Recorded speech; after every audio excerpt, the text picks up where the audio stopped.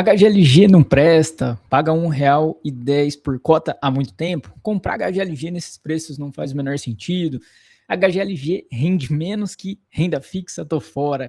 Essas são as críticas mais frequentes que eu recebo de todo tipo de investidor sobre o HGLG11. E tá tudo bem se você cede a essas falas e não tem HGLG na carteira. Mas nesse vídeo eu quero te mostrar porque todo investidor de longo prazo que tem um portfólio bem diversificado e altamente qualificado acaba tendo esse fundo, e agora vai ficar ainda mais óbvio de continuar tendo ou de inserir no portfólio pelo tamanho, pela relevância, pelos movimentos que ele está fazendo. E para você que é do time contra, esse vídeo também vale a pena, porque eu vou trazer aqui alguns indicativos do que esperar para os fundos imobiliários nos próximos anos. Se você não me conhece ainda, eu sou Bernardo Sanches e esse aqui é o Vai Pelos Fundos, e a ideia desse canal é te ajudar a atingir a independência financeira através dos seus investimentos. Se o conteúdo que eu trouxe aqui realmente fizer sentido para você, considera lá no final se inscrever para receber notificação de todos os nossos novos vídeos. Se você já é de casa, inscrito de longa data, deixa o likezão e o hypar para a gente chegar cada vez a mais pessoas. Bom, esse vídeo aqui é para mostrar que o HGLG está inaugurando realmente uma nova fase nos fundos imobiliários.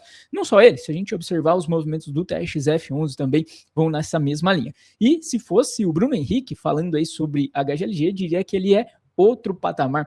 A verdade é que o HGLG meio que instiga, né, uma relação de amor e ódio nos investidores. Vamos começar pelo começo. Vou abrir aqui o Status Invest para a gente ver os atuais indicadores desse fundo, que eu sempre gosto de trazer para vocês. Está aí HGLG negociando a R$ 156,50, dividend yield de 8,43%, patrimônio atual desse cara de 7 bilhões de reais, PVP 0,94, guarda aqui essa informação que a gente vai trabalhar um pouquinho sobre isso, né? 6% de deságio, são mais de 516 mil cotistas, uma liquidez bizarra, 17,6 milhões de reais por dia, uma participação muito relevante no IFIX, 4,43%, e os últimos dividendos a gente sabe aqui, ó, em R$1,10, aliás, 2025 inteiro nessa faixa. Aqui eu vou fazer um pouquinho diferente do que eu costumo fazer nos vídeos que a gente faz de destaques aqui de indicadores de fundos imobiliários para você entender a relevância desse fundo atualmente, né? O patrimônio dele de 7 bilhões de reais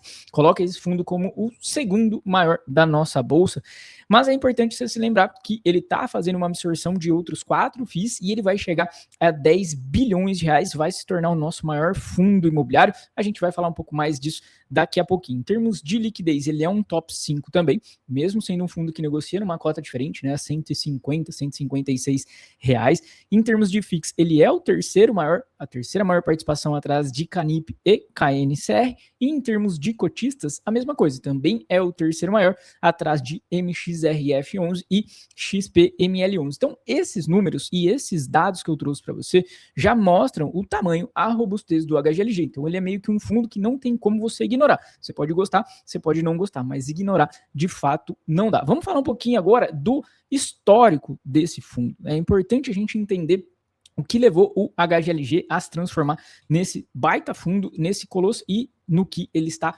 prestes a se tornar, né? Ele existe desde 2010, ele é um dos 15 fundos imobiliários que tem mais de 15 anos na bolsa. E olha só, né? A gente tem mais de 450 FIIs listados, o IFIX mesmo tem 112 fundos, a gente só tem 15 FIIs com esse tempo todo de bolsa, e desses 15, se a gente olhar bem, só HGLG, KNRI, HGCR e HGBS não passaram por turbulências absurdas, tá? Nesse grupo, por exemplo, a gente tem BTCI e MXRF, que são fruto de fusões de outros fundos, talvez você nem se lembre. Tem RCRB, HGRE e BRCR, que são fundos de escritório que passaram por muitas transformações. Tem o HTMX, que já viveu de tudo um pouco, especialmente na fase de pandemia, deixando de fazer distribuição. Então isso aqui já fala também muita coisa para nós. Se dura tanto tempo, sem grandes reformulações, sem necessidade de grandes modificações, é porque tem qualidade, tem algo relevante ali. Vamos olhar agora o histórico de rentabilidade desse cara, né? Vou fazer aqui a comparação do HGLG com, por exemplo, o IFIX e o CDI. E tá aí, né? Acho que você consegue ver. Vou até tentar deixar melhorzinho aqui, ó. Pronto, agora fica melhor ainda o histórico de comparação aqui. HGLG linha vermelha, CDI linha azul e IFIX linha verde. O IFIX deu 46,24%, isso desde 2012. O CDI deu aqui 238,9% e o HGLG, incrivelmente, 363,5%. A gente já viu esse gráfico, o HGLG, dando muito mais sobre CDI e IFIX Pix. É bem verdade que essa queda aconteceu aí nos últimos meses em função dos preços atuais do HGLG e tem boas e boas chances desse preço ganhar novamente força e essa rentabilidade aqui ficar ainda mais relevante. Mas o que eu quero mostrar para você é isso, cara, tem um fundo imobiliário de logística que realmente é referência. Sempre que a gente vai falar de FIIs para outras pessoas, a gente mostra o histórico do HGLG para mostrar que vale a pena investir em fundos imobiliários. Por outro lado, é importante a gente lembrar da questão do dividend yield. Ele atualmente é baixo. Bom, realmente, se a gente compara, né, com alguns pares, ele está abaixo. Se a gente olha para BTLG e XPLG, por exemplo, pagando em torno de 9,2% e 9,5%, de fato, esses 8,43% aí do HGLG ficam para baixo. Mas quando a gente olha, por exemplo, para VILG11, BRCO11 e HSLG11, nem tanto assim. Esses fundos também estão nessa faixa aí de 8,5%, 8,4%, 8,7%. Mas, sem dúvida, a questão de distribuição é uma crítica válida. Eu acho que faz sentido essa cobrança também do investidor. Mas a gente tem algumas perguntas importantes a fazer. Primeiro, qual o motivo desse yield baixo atualmente e o que esperar daqui para frente? Acho que esses são os pontos mais relevantes que eu não vejo ninguém comentar por aí, por isso que é importante você se inscrever aqui no nosso canal. E aqui que a gente precisa entender que o HGLG, ele historicamente negocia com ágio. Então, historicamente, o yield dele, né, o dividendo frente ao valor de mercado, acaba ficando mais baixo entre os seus concorrentes. O mercado, ele paga um prêmio historicamente no HGLG. Lógico, você já estava apontando para mim falando, pô, ele está negociando com 6% de deságio, você acabou de falar, então você está ficando louco. Então calma. Eu estou dizendo que o histórico dele é nesse sentido. Hoje, realmente, ele está com deságio, mas historicamente, se a gente pegar a trajetória toda do HGLG, ele tem um yield mais baixo porque ele negocia com prêmio, não com desconto. E tem um ponto, tá? Se a gente volta para o gráfico de dividendos, em vários momentos a gente percebe que esse cara, ele pagou aqueles boosts de dividendos nos últimos meses. Vou maximizar aqui, né, o histórico de dividendos do HGLG e te mostrar exatamente isso. A gente consegue perceber aqui que em vários anos ele traz, ó, ao final de semestres, essas distribuições distantes, muito em função da gestão ativa que foi muito feita nesse fundo. Por outro lado, se a gente observa que os 3 últimos anos, isso não ocorreu. 2024 e 2025 inteiros não teve essa pancada de finais de semestre, e em 2023 só no primeiro semestre. Então, de fato, isso não ocorreu nos últimos 2 anos. Mas, quando a gente olha para esse período justamente, tem 2 pontos muito relevantes para entender o que configurou essa distribuição aqui menos elevada. Mas antes da gente seguir, eu quero te dar um recado muito, muito importante, que é sobre imposto de renda. É isso mesmo. A gente está começando 2026 e ninguém quer levar problema de 2025 ou anos anteriores para o futuro, correto? Se você investe em bolsa, sabe que o leão não perdoa. Por isso eu quero recomendar o Grana Capital. O Grana faz um pente fino em tudo que você tem de histórico de bolsa desde 2020, identifica se você esqueceu de pagar algum imposto de renda, calcula multas e juros e resolve tudo facilzinho para você. E o melhor, o imposto de renda de 2026 já está chegando e com a declaração automática deles, você só importa um arquivo no programa da Receita e pronto, todos os seus ativos de bolsa são preenchidos sozinhos, é maravilhoso de você observar, tudo vai sendo colocado nas abas certinhas, de posição em custódia, de dividendos recebidos. É seguro, é parceiro oficial da B3, o que garante que eles seguem os maiores padrões de segurança do mercado. Então, corre, baixa o app lá no link que tá na bio do Grana Capital no Instagram e, claro, utiliza o meu cupom VPF, em letras garrafais VPF, que você vai garantir um desconto incrível e exclusivo para quem segue aqui o nosso Vai Pelos Fundos, tá bom? E voltando então àqueles 2 pontos relevantes que eu te prometi sobre a trajetória do HGLG nos últimos 3 anos que fazem você entender essa dinâmica de distribuição mais baixa. O primeiro deles foi o longo processo de venda da área de fundos imobiliários da Credit Suisse no Brasil. Eu sei que a gente tem memória curta, mas é importante a gente relembrar, né?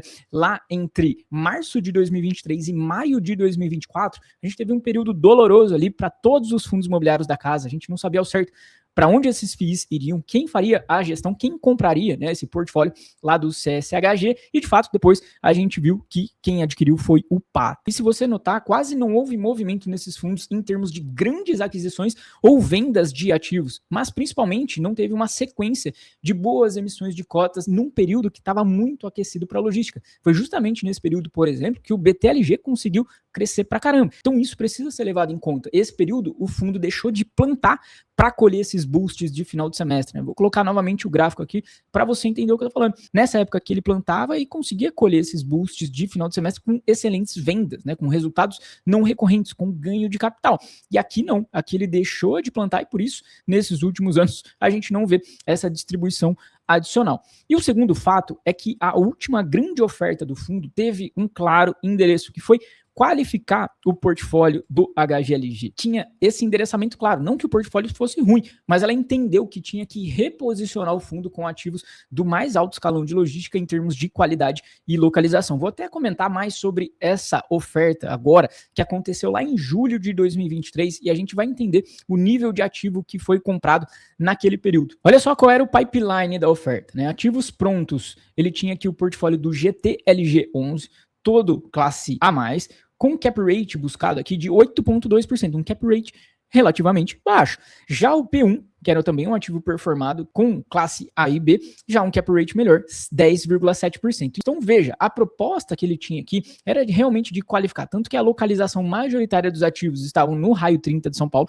que você sabe é a localização mais quality que existe para fins de logística, e quando a gente vai ver esses ativos na minúcia, a gente vê todos classe A+, em Embu das Artes, com acesso ao Rodoanel, que é uma rodovia muito importante em São Paulo, Cajamar, a 29 quilômetros de São Paulo, Barueri, que é quase dentro de São Paulo, Embu das Artes também, com proximidade aqui no Rodoanel. Então aqui você consegue observar que o portfólio do HGLG era visando qualificação, né? Ele traz aqui a tabela consolidada do que ele estava buscando em período de diligência e exclusividade de 1,3 bilhão, essa emissão foi em torno de 1,5 bi, e o cap rate aqui entre 8,9% e 10,7%. Então perceba que essa era a visão clara da gestão naquele momento. E ele foi adquirindo justamente esses ativos para fazer essa qualificação do portfólio, né? Então, a pegada da gestão com essa emissão naquele momento era realmente trazer mais qualidade à sua carteira. E agora a outra parte das perguntas que eu trouxe, né? O que esperar daqui para frente do HGLG? Bom, primeiro, ele acabou de fazer uma grande captação também de 1,4 bilhão de reais e já foram feitas algumas aquisições. Conforme os dois últimos relatórios trazidos aí pela gestão, a gente já consegue acompanhar as aquisições que foram feitas. Vou colocar aqui no relatório de novembro, ele trouxe aqui a primeira aquisição, ativo de Cariacica, no Espírito Santo, sendo o primeiro ativo na região, e aqui no próximo slide a gente vai ver que parte desse portfólio está em desenvolvimento. Olha só, um módulo em fase de construção, um módulo expectativa em fase final de construção, ou seja, são ativos que vão trazer uma rentabilidade maior. Se você está colocando desenvolvimento no seu portfólio, necessariamente você está buscando ali uma estratégia de rentabilidade um pouco acima. Aí a gente vê que ele fez a aquisição também de fração do Itupeva G300, fez também a aquisição aqui do Simões Filho G100, que também está aqui em construção, que também está em desenvolvimento. E um detalhe interessante, tá? Olha o preço do metro quadrado nessas aquisições, né? Primeiro, a gente vê aqui no G300 R$ 3.150 de preço de aquisição metro quadrado, e aqui no Simões Filhos a gente vê o preço de aquisição de R$ 3.744. E ainda teve aqui a aquisição de uma parte do Cone G06, 11 milhões, equivalente aqui a R$ 3.000 um metro quadrado. Então veja, naquelas compras que ele fez lá em 2023, o portfólio veio em torno de R$ 4.000 o metro quadrado, lá em 2023. Agora, ele está trazendo em torno aí de 3.000, 3.200 o metro quadrado desse portfólio. Então, veja, ele está conseguindo ativos mais baratos, está conseguindo rentabilidade melhor também em função do desenvolvimento que ele está colocando na carteira. E as outras aquisições que ele também já anunciou, né? A quarta aquisição aqui foram 5 galpões, num total de 235 mil metros quadrados, e 3 galpões, portfólio 2, em 185 mil metros quadrados.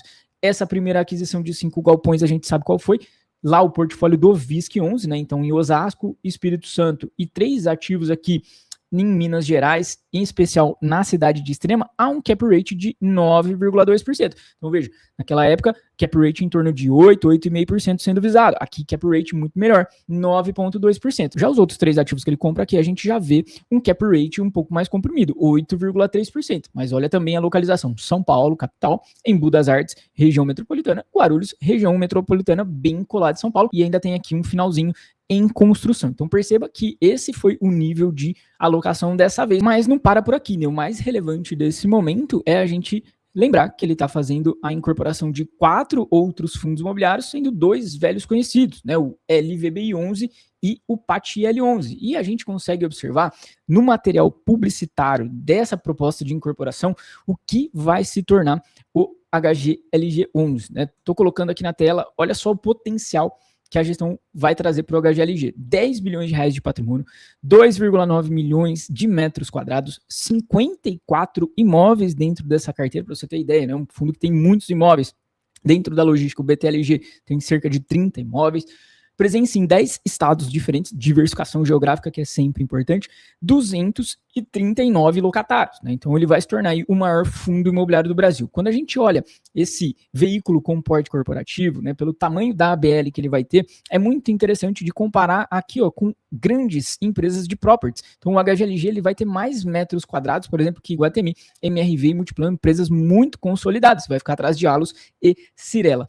Quando a gente olha também para diversificação de receita contratada, outro ponto muito interessante, né? A maior participação aqui em termos de imóvel gerando receita é o HGLG Guarulhos com 4,6%, o restante tudo muito bem diluído, e distribuição geográfica também, 54,8% em São Paulo, o restante bem espalhado pelo Brasil, isso após essa incorporação que já foi aprovada, né, em todos os 4 fundos. Olhando para a classe de ativos, ele vai ter aqui 92% do portfólio em classe A+, e a alocação por inquilino ainda concentra aqui, né, 18% da receita no Mercado Livre, mas já é uma diluição muito melhor do que existe atualmente. E por fim, a receita projetada, né, que é isso que mais interessa para nós. Segundo a gestão, logo após aqui a consolidação, a gente vai ter R$ 1,17 de yield recorrente projetado, porque naquele R$ 1,10 por cota que ele vem distribuindo, a gente tem também ganho de capital sendo diluído ali. Agora a gente vai ter R$ 1,17 recorrente, para depois, posteriormente no ano 2, R$ 1,22,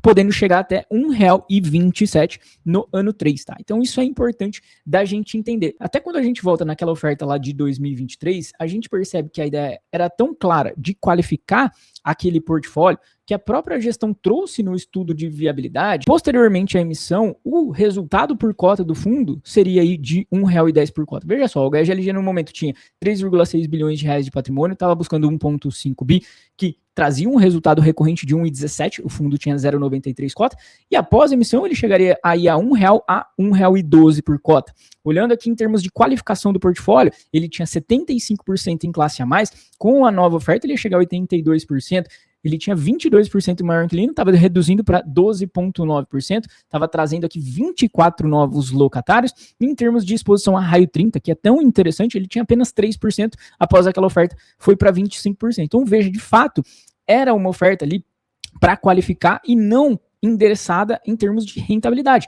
Foi esse o posicionamento que a gestão quis naquele momento, né, com o HGLG11, tanto que ele tinha aqui o fluxo até o final de julho de 2026 para estabilizar o recorrente aqui em R$1,12 por cota. Então, necessariamente você precisa entender essa dinâmica. Às vezes o fundo ele está plantando, às vezes ele está qualificando, às vezes ele está buscando mais rentabilidade. Nesse momento a gente vê que com essas absorções ele está ficando mais parrudo e com certeza a gente vai ver algumas vendas chegando nesse portfólio para ele poder também gerar mais resultado em potencial. E vamos partir então para algumas conclusões. Primeiro, o nível atual de preços do HGLG. Já falei sobre isso e é importante você levar em consideração. Esse preço de deságio não é comum, tá? Até acredito que ele pode ter uma pressão vendedora no momento inicial, já que ele está fazendo vários movimentos com troca de cotas, e isso é importante porque mostra como o mercado realmente adere ao HGLG. O VILG11 aceitou 40% do seu portfólio ser trocado em cotas do HGLG. A Brookfield, que é uma baita empresa incorporadora, está recebendo cotas do HGLG na troca de 2 fundos imobiliários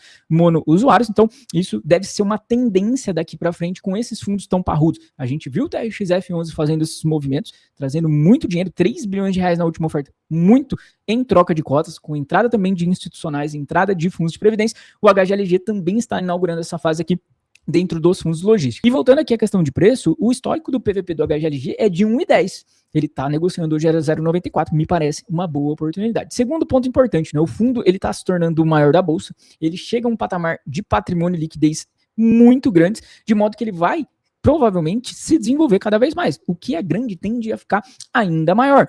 Terceiro aspecto, o portfólio está ficando ainda melhor em termos de qualidade e localização e ele está conseguindo diversificar também, o que é sempre importante, trazendo mais benefícios em termos de cap rate e em termos de potencial de venda. Falando em venda, inclusive, né, esse portfólio que chega de PATL e LVBI certamente vai ter algumas vendas. Tá? A própria gestão já comentava que buscava vender parte do portfólio do PATL 11 e agora comprando abaixo do preço de laudo. Né, essa incorporação está acontecendo abaixo do valor patrimonial do fundo, acima de valor de mercado, mas abaixo de valor patrimonial, fica ainda mais tranquilo para realizar esse movimento. Claro, evidentemente fica para nós a expectativa agora de se cumprir esse yield recorrente mais alto nos próximos meses. Vamos ver se realmente a gestão consegue colocar isso em prática. Por fim, uma outra mudança importante, né? Houve a saída do Augusto Martins, que é um histórico gestor do HGLG. Isso acaba gerando uma certa expectativa do que será o futuro do fundo. E para encerrar, eu quero te fazer um convite para você se tornar nosso membro. Aqui a gente tem duas opções, o membro One, que é um apoiador do nosso canal e leva vídeos com exclusividade, vídeos com prioridade. Você consegue também acessar a um mini curso de fundos imobiliários e o que é mais legal, um webinar de Fiagro, para você adquirir com tranquilidade os seus fundos do agro que mais pagam renda passiva na bolsa. E tem a opção de VPF Gold, em que você tem todos os benefícios do VPF One. Além disso, tem um curso completo de fundos imobiliários, Fiagro e renda fixa, tem um aulão de ETF e a cereja do bolo, que é uma mentoria mensal em grupo diretamente comigo. A gente abre um Meet, troca uma ideia, fala de mercado, mostra os ativos que eu monitoro na minha carteira e tiro todas as suas dúvidas. Tenho certeza que vale a pena demais. E se é a sua primeira vez aqui, não esquece de se inscrever, deixa o likezão aí e até a próxima, se Deus quiser.